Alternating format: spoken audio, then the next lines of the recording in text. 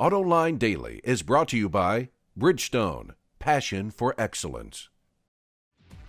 This is Autoline Daily for Friday, September 10th, 2010, and now the news.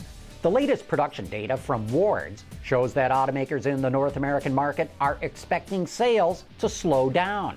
After boosting production in August, automakers are slowing down their assembly lines this month, and there are no exceptions.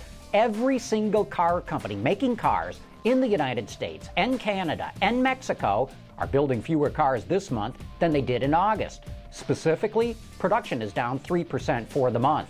Automakers are making sure their dealers don't get caught with too much inventory, so they only want to build cars to customer demand.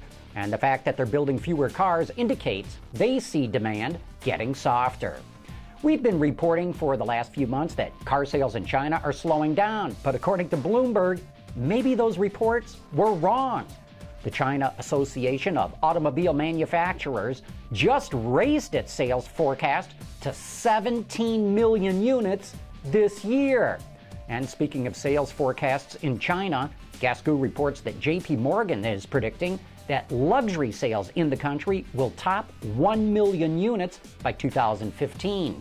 Sales of luxury vehicles are expected to reach about 530,000 units this year.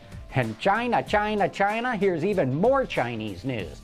We've been reporting that the government is concerned with overcapacity in the country, but maybe this new data will ease those concerns. China's auto exports this year through August are up 80%, reaching over 330,000 units. But 5 automakers accounted for 56% of that export volume.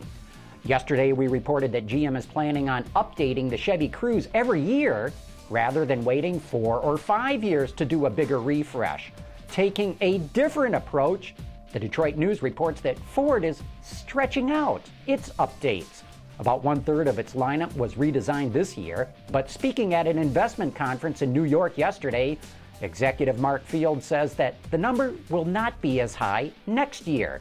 The company is pulling back slightly to focus on cutting costs and paying down its debt. But I'd point out, Ford is the master of stretching out design cycles. Just look at the Crown Victoria and the Ranger pickup, which were first introduced when the pharaohs ruled Egypt.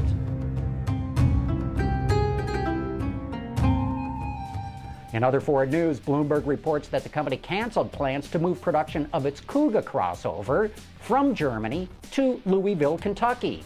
Currency exchanges and labor troubles are to blame. Remember, last November, the UAW rejected Ford's request to match the concessions that it gave to General Motors and Chrysler. Ford was going to export some 80,000 Kugas a year to Europe from the U.S., and I hope the UAW rank and file realize what a fantastic opportunity they let slip through their fingers. Coming up next, a very special look at a very special car. Don't go anywhere because you are not going to want to miss this. Introducing Bridgestone's 3rd generation of run-flat tires with groundbreaking new Bridgestone technologies. Bridgestone run-flat tires offer improved ride comfort, lower rolling resistance, and improved wear while giving you the peace of mind and comfort you need. The other morning, a semi-truck pulled up in front of our offices here. The back door is open and something very, very special was unloaded for us to check out. If you are a high roller and you're all about performance, this machine should be at the top of your shopping list. I'm talking about the McLaren MP4-12C. So this is great. Your people pulled the thing right off the transporter here. Tony, this is a beautiful looking car. Tell me about who designed this thing, or at least who styled it the way it looks. Our chief designer is Frank Stephenson, which you may know the name. Well, Frank spent time at what? Alfa Romeo, Ferrari. I think he even did the Fiat 500. Maserati as well, yes. And BMW Mini, the new Mini. So this is, like I said, a beautiful car. And tell me, what's this little thing down here on front? Looks like a camera. That's an interesting option. That is a camera that we have as an option. It's a 3-camera system that if you did decide to do track use on the car, you could. It will film your track drive, and then you can download it to your computer inside. Download it to USB drive, and then when you get home at night, you can watch how you did on the track. And really figure out how to go even faster. Yes. come on around the side here. I notice you've got a beautiful, clean look. How do you open the doors on this? What's the trick here? Well, let me show you. This is pretty amazing as well. There's no door handles on this car, and the reason why there's no door handles is because it adds weight. McLaren's obsessed with weight, and as I was saying earlier, the car is 2,866 pounds, so the lightest in this class. There's no door handle, and it's one hinge, and dihedral doors. And step inside. Yeah, let me see what this is like in here.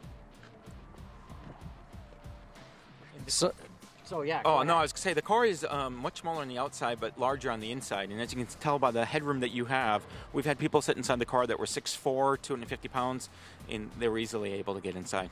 I could wear a top hat in here practically, and I love the feel. Very light, very nimble, but big, thick sections in the rockers. I feel very safe in this car. Yeah, it was actually built around the driver, so everything should be very driver-friendly. And if you look at the steering wheel and the paddle shifters, everything's built around the driver first. And if you look at the navigation system, it's all done in portrait, because if you look at your cell phones or anything else, everything's done in portrait. So versus landscape, it's done in portrait, so you have a much larger screen of the road. And what I like is I don't recognize any of these bits or pieces in here. They're all bespoke by McLaren. Everything's been designed by McLaren, correct. Every bolt, every screw, every knob, all McLaren. Let's pop the engine cover, because I want to see what's under here.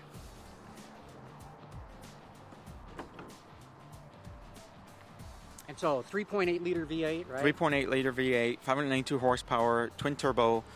And this is an option as well, carbon fiber covering for the engine. And that's what's amazing about this car. Everywhere you look, it's carbon fiber. And what's this? This looks like the exhaust on the back of the car. It is exhaust, and the reason why the exhaust shoots out is a couple different reasons. But one is it saves that much exhaust pipe, which essentially saves weight. Amazing. They've gone all out for this. Well, Tony, thanks so much for bringing the MP4-12C around to Autoline here. We love seeing cars like this. Thank you. Thank you for having us. I so wanted to take this carbon fiber beast for a test drive, but the McLaren folks are not letting anyone drive it. I guess I'll just have to wait until they put an MP4-12C in the press fleet, which is probably going to happen about the same time they figure out what happened to Jimmy Hoffa. But that brings us to the end of today's report on the latest news in the global automotive industry. Thanks for watching. We'll see you Monday.